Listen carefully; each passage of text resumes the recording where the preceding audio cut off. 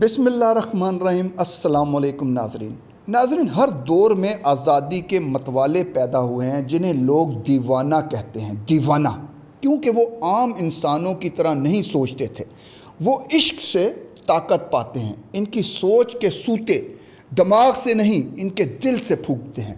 ان کے فیصلے دنیا کے اصولوں پر نہیں، اپنی ضد، اپنے خواب اور اپنے ایمان کی طاقت پر ہوتے ہیں۔ علامہ اقبال نے کیا خوب فرمایا، بے خطر کود پڑا آتش نمرود میں عشق، عقل ہے مہوے تماشا لبے بام ابھی۔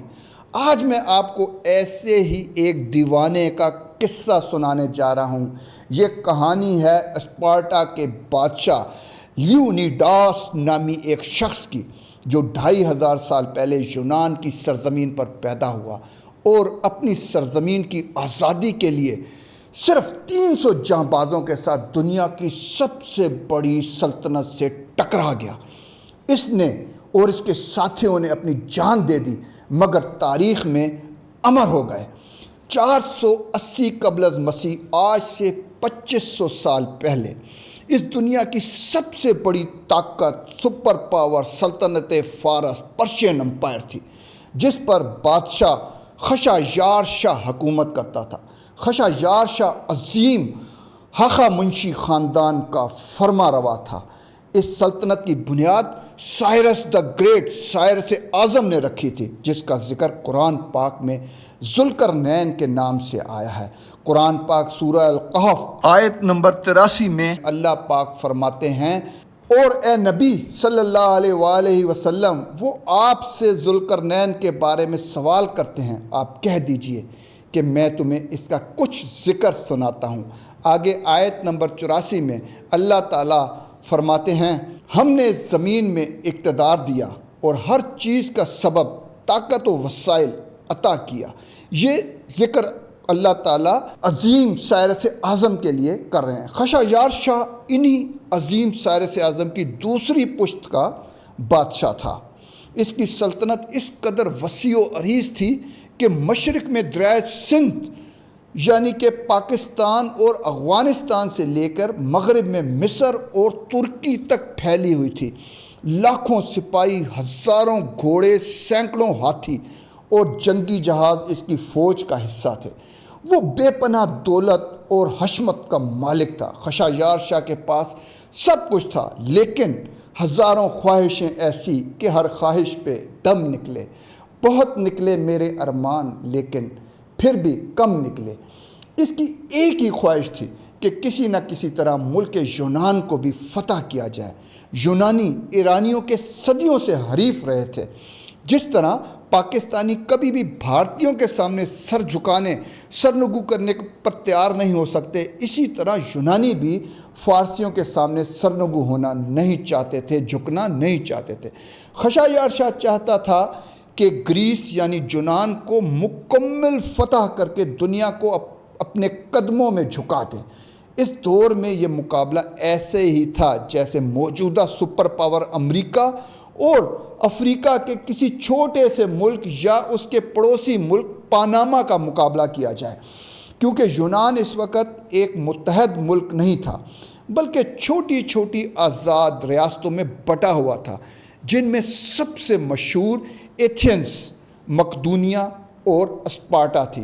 خشایار شاہ خوف کی طاقت سے تقریباً تمام یونان میں اپنا تسلط قائم کرنے میں کامیاب ہو گیا، لیکن اسپارٹا والے بہادری، سخت ٹریننگ اور جنگی مہارت کے لیے مشہور تھے۔ اسپارٹا کا ہر مرد بچپن سے ہی سپاہی بننے کے لیے تیار کیا جاتا تھا۔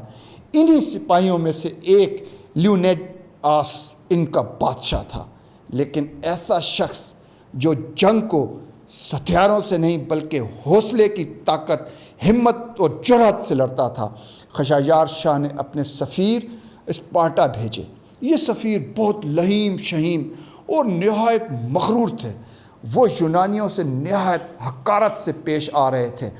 انہوں نے شاہ فارس کو پیغام سنایا، جھک جاؤ، ہتھیار ڈال دو، ورنہ تمہیں فنا کر دیا جائے گا۔ انہوں نے کہا، تمہاری زمین اور پانی شاہ فارس کی ملکیت ہے۔ لیونیڈاس نے سفیروں کو قتل کر دیا اور خشایار شاہ کو پیغام بھیجا کم اینڈ ٹیک دیم، آ کے لے لو، یعنی آؤ اور ہمارے ہتھیار خود لے جاؤ، اور ہمت ہے تو ہماری زمین اور ہمارے پانی پر قبضہ کر لو۔ یہ الفاظ جنگ کا اعلان تھے۔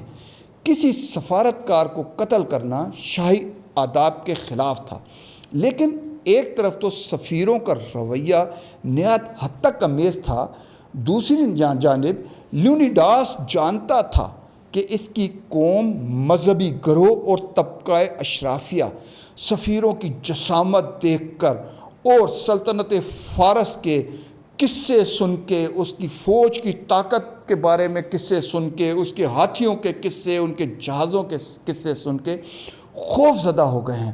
وہ اسپارٹا والوں کے دلوں سے خوف زائل کر دینا چاہتا تھا، لیکن لیونیڈاس نے جیسا سوچا تھا ویسا بالکل نہیں ہوا۔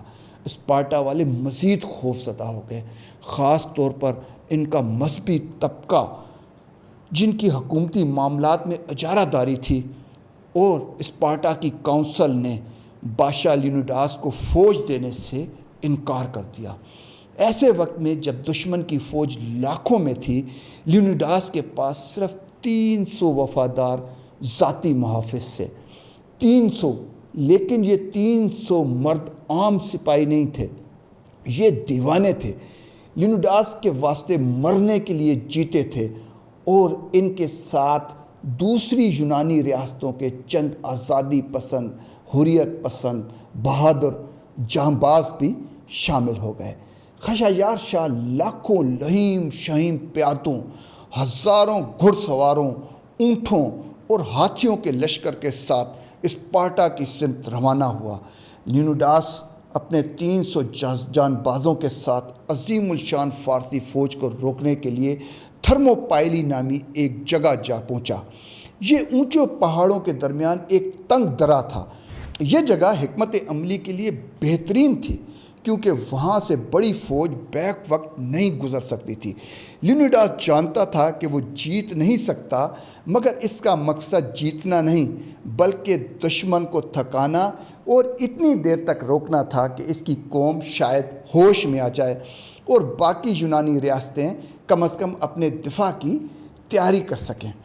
پہلے دن فارسی فوج سمندر کی موجوں کی طرح اسپارٹنز پر ٹوٹی، مگر اسپارٹا کے 300 سپاہی بھی کڑکتی بجلیوں کی طرح ان پر گرے اور فارسی فوج کو پیچھے دھکیل دیا۔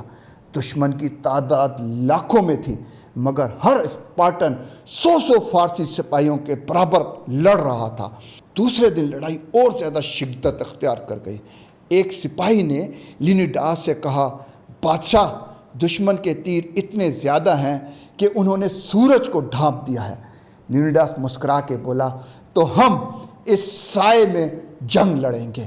یہ الفاظ تاریخ کا حصہ اور اسپارٹا والوں کے حوصلے کی سب سے بڑی مثال بن گئے۔ مگر تیسرے دن جنگ نے غداری کی شکل اختیار کر لی۔